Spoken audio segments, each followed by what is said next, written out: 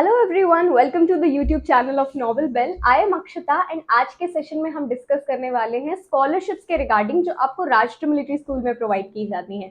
जैसा कि आप सभी जानते हैं, the application forms for Rashtra military school common entrance test are out now. 18 October is the last date जब आप इन एप्लीकेशन फॉर्म्स को फिल कर सकते हैं। तो अगर अभी तक आपने एप्लीकेशन फॉर्म फिल नहीं किया है तो डिस्क्रिप्शन में हमने इसका लिंक प्रोवाइड किया है, वहां से आप वेबसाइट को एक्सेस करके एप्लीकेशन फॉर्म्स को फिल कर सकते हैं।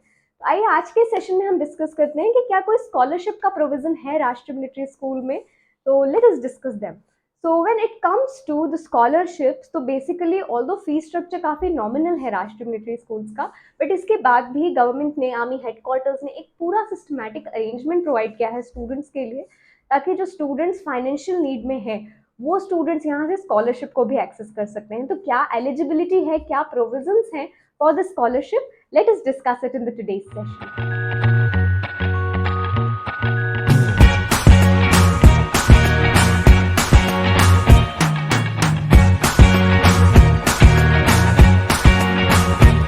So everyone, when we are discussing about the scholarship in the राष्ट्रीय मिलिट्री स्कूल, तो सबसे पहले हमारे लिए ये इम्पोर्टेंट हो जाता है जानना कि स्कॉलरशिप तो अवेलेबल है, but the scholarship is only for the non entitled candidate. तो सबसे पहले हम देखते हैं what is the meaning of a non entitled candidate. तो जब आप एप्लीकेशन फॉर्म फिलअप कर रहे होंगे, आपने यहाँ पे देखा होगा कि 4 काइंड ऑफ कैटेगरीज आपको यहाँ पे मिल जाती हैं। The first one is OR, the second one is JCO। इसके अलावा हमारे पास था serving officers of all the 3 forces and civilian. तो अगर आप सर्विंग या फिर फोर्सेस में हैं किसी के पेरेंट्स, तो उनके लिए 3 कैटेगरीज होती हैं, OR, JCO या फिर सर्विंग ऑफिसर। तो नॉन एंटाइटल्ड कैंडिडेट्स यहाँ पे वो कैंडिडेट्स होंगे जो सर्विंग ऑफिसर्स या सिविलियन कैटेगरी से बिलोंग कर रहे हैं। तो मेनली हम कह सकते हैं कि ये जो स्कॉलरशिप है राष्ट्रीय मिलिट्री स्कूल्स की, ये स्कॉलरशिप केवल सिविलियन या सर्विंग ऑफिसर्स के कैडेट्स के लिए है। It is not for the JCOs and OR, this is mainly for non entitled candidates.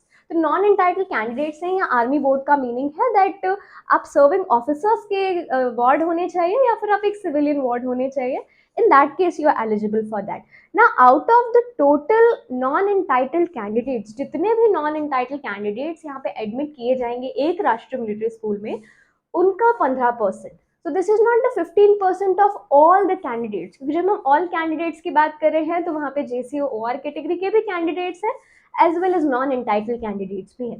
This is 15% of non-entitled candidates. That means 15% of the wards of serving officers as well as the civilians.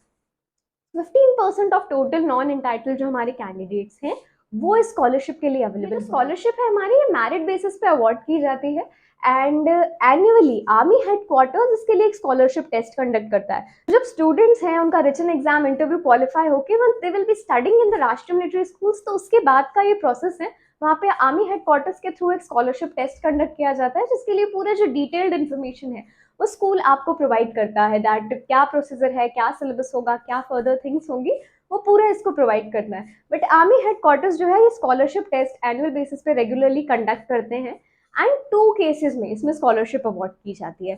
First criteria जो है कि एक criteria में आपकी जो tuition fees है वो completely रिइम्बर्स्ड होती है, वो मतलब कम्प्लीटली आपको रिमिट की जाती है। In another case half of the tuition fee is remitted.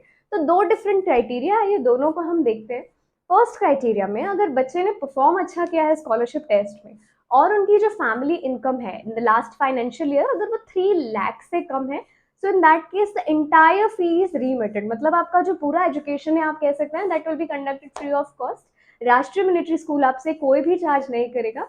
ये जो आर्मी हेडक्वार्टर्स का स्कॉलरशिप टेस्ट है, they will be paying you the entire fees. तो अगर आपकी एनुअल फैमिली का जो फाइनेंशियल लास्ट फाइनेंशियल ईयर में एनुअल इनकम था इट इज बिलो 3 लाख और स्कॉलरशिप टेस्ट में कैंडिडेट ने अच्छा परफॉर्म किया है, तो उस बेसिस पे आपकी जो फुल ट्यूशन फीस है दैट विल बी रीमिटेड।